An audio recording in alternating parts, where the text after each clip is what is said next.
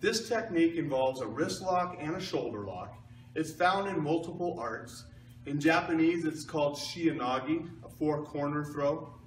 In Korea, we didn't name the techniques so much as numbered them. So it was a number 10 in the system that I went up in. But here's the white belt version of a wrist grab of the technique.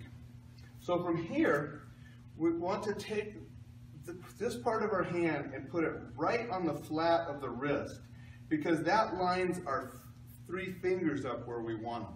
So don't be grabbing the wrist high. We want to be low so those fingers are on the hand.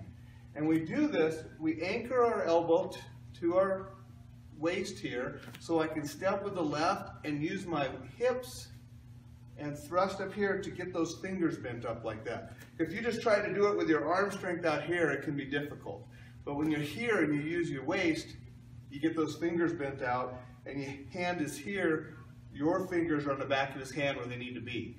Then you step through with your right and go immediately pivot to that knee, and this hand, you notice you got the wrist lock, and you're going to bring it straight down behind him to take him down. Then there's a variety of different ways we can finish that. Here's an easy arm bar that finishes the technique. Now the key on this, a couple keys. One, stepping left with the balance break with the hips. Then as you walk through and you go to your knee, you're pulling the hand down at the same time. You're dropping to your knee, and that body weight helping pull the person is what puts him down hard and fast. Then you always can have an ending. Okay?